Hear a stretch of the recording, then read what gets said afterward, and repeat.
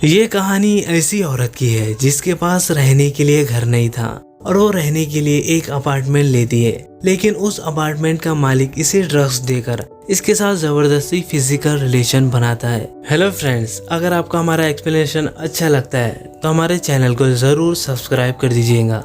कहानी की शुरुआत में हमें एक औरत दिखाई देती है जिसका नाम जेनिफर था और वो एक हॉस्पिटल में नर्स थी और उसके बॉयफ्रेंड से हाल ही में उसका ब्रेकअप हो चुका था क्योंकि उसने उसे किसी लड़की के साथ देख लिया था। अब जेनिफर काफी वक्त से होटल में रह रही थी। पैसे खत्म होने की वजह से वो होटल छोड़ देती है और वो रहने के लिए रेंट पर एक घर देखती है और वो एक अपार्टमेंट देखने के लिए जाती है। उसे वो अपार्टमेंट पसंद नहीं आता। जेनिफर एक इश्तिहार देखती है और वो उस पते पर जाती है तो जेनिफर उस अपार्टमेंट के मालिक से मिलती है जिसका नाम मैक्स था। मैक्स का अपार्टमेंट जेनिफर को पसंद आ जाता है। फिर जेनिफर अपार्टमेंट का रेंट पूछती है, तब मैक्स अपार्टमेंट का रेंट बहुत कम बताता है तो जेनिफर कहती है रेंट इतना कम क्यों है। तब मैक्स कहता है कि अपार्टमेंट काफी पुराना है, लेकिन जेनिफर को इससे कोई भी प्रॉब्लम नहीं थी। अगले दिन जेनिफर अपना सारा सामान शिफ्ट कर रही थी तब मैक्स उसकी मदद करने के लिए आता है। जब वो दोनों सामान शिफ्ट कर रहे थे तब जेनिफर की मुलाकात मैक्स के ग्रैंडफादर से होती है। जेनिफर उनसे बात करने की कोशिश करती है लेकिन उनका मूड ठीक नहीं था, इसलिए वो वहाँ से चली जाती है। रात को जब जेनिफर सोने की कोशिश करती है तो उसे महसूस होता है कि उसे कोई देख रहा है, इसलिए वो अपना कमरा देखती है पर कमरे में कोई नहीं था। जेनिफर को लगता है कि वो उसका वहम हो सकता है।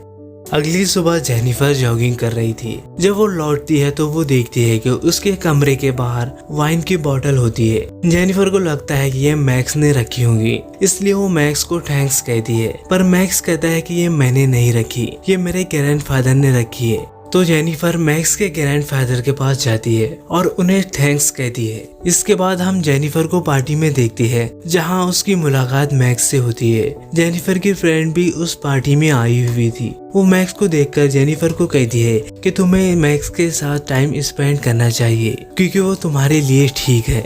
मैक्स और जेनिफर घर आ रहे थे तब रास्ते में जेनिफर का एक्स बॉयफ्रेंड उसे देख लेता है और घर पहुंचने के बाद जेनिफर मैक्स को किस करने की कोशिश करती है पर मैक्स उसे रोक लेता है। अब जेनिफर को काफी बुरा महसूस हो रहा था, इसलिए वो मैक्स से माफी मांगती है और वहां से चली जाती है। जब जेनिफर नहा रही थी तो उसे महसूस होता है कि उसे कोई देख रहा है, इसलिए वो विंडो के पास जाकर देखती है पर वहाँ कोई नहीं था। अगले दिन जेनिफर को मैक्स का कॉल आता है और वो डिनर के लिए पूछता है। जेनिफर जब अपने काम से वापस आती है तो मैक्स जेनिफर के लिए डिनर बनाता है।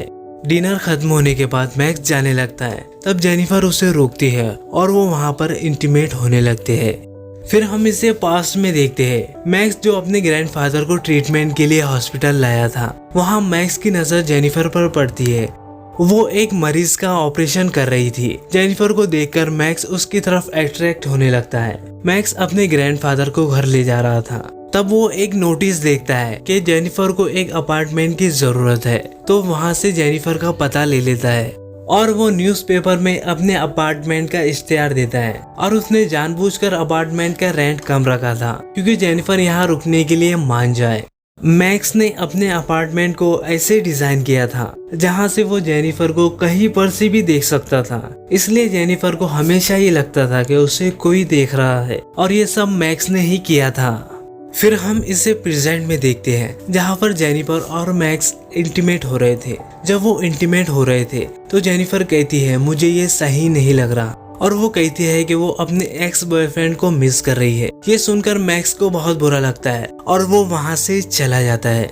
फिर हम देखते हैं रात को मैक्स से रहा नहीं जाता, इसलिए वो जेनिफर के पास आता है और जेनिफर अपने कमरे में सो रही थी। मैक्स उसके पास आता है और उसे टच करने लगता है। फिर वो उसे किस करता है, तभी जेनिफर नींद से उड़ जाती है। तब तक वहाँ से मैक्स चला जाता है। जेनिफर को महसूस होता है कि यहाँ कोई है। फिर वो अपार्टमेंट देखने लगती है, तभी वहाँ उसे एक कमरा दिखाई देता है। जेनिफर को लगता है कि मुझे यहाँ से कोई देखता है।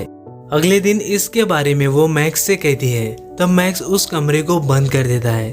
फिर हम जेनिफर को हॉस्पिटल में देखते हैं, तब उसे अपने एक्स बॉयफ्रेंड का मैसेज आता है। वो उससे कहता है कि वो उसे बहुत मिस कर रहा है। जेनिफर को महसूस होता है कि जैक को एक मौका मिलना चाहिए।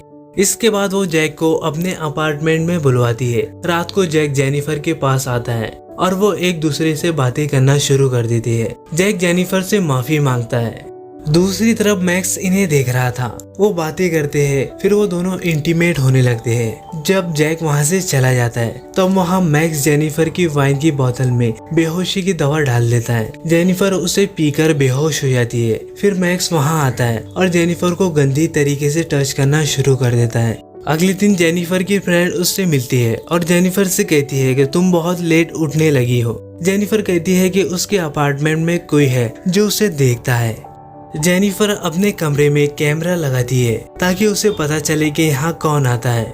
इसके बाद हम जैक और जेनिफर को एक साथ देखते हैं जो अब एक दूसरे को समझने लगे थे। यहाँ मैक्स उन दोनों पर नजर रख रहा था। मैक्स को इन दोनों को साथ में देखकर जेलस फील हो रहा था। रात को जब जैक जेनिफर से मिलकर अपने घर जा रहा था तब मैक्स उसे मारने की कोशिश करता है, जिससे जैक बहुत जख्मी हो जाता है। उसी वक्त मैक्स जेनिफर के कमरे में जाता है और जेनिफर के साथ जबरदस्ती करने की कोशिश करता है। तभी जेनिफर को पता चल जाता है और वो मैक्स को देख लेती है, पर मैक्स तभी उसे बेहोशी का इंजेक्शन दे देता है, जिससे वो बेहोश हो जाती है। जब अगली सुबह जेनिफर नींद से जागती है तो वो अपने बेड पर एक इंजेक्शन की कैप देखती है। वो हॉस्पिटल जाती है और अपना ब्लड टेस्ट करवाती है।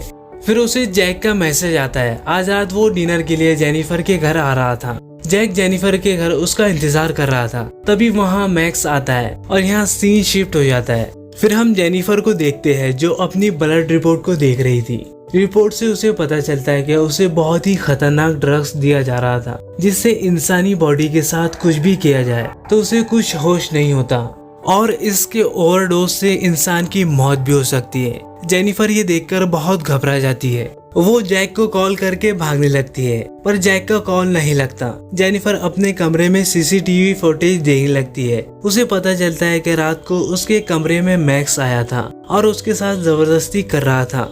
ये देखकर वो बहुत डर जाती है। तभी वहाँ मैक्स आता है और उसे देखकर वो हैरान हो जाती है। मैक्स जेनिफर से बात करने लगता है और वो अपनी जेब से ड्रग्स का इंजेक्शन निकालता है और जेनिफर को लगाने की कोशिश करता है। तभी जेनिफर अपने हाथ में चाकू लेती है और मैक्स के शोल्डर पर हमला कर देती है और वो वहाँ से भागने की कोशिश करती है, लेकिन मैक्स उसे पकड़ लेता है और उसे मारने की कोशिश करता है, पर जेनिफर वॉशरूम में अपने आप को बंद कर देती है।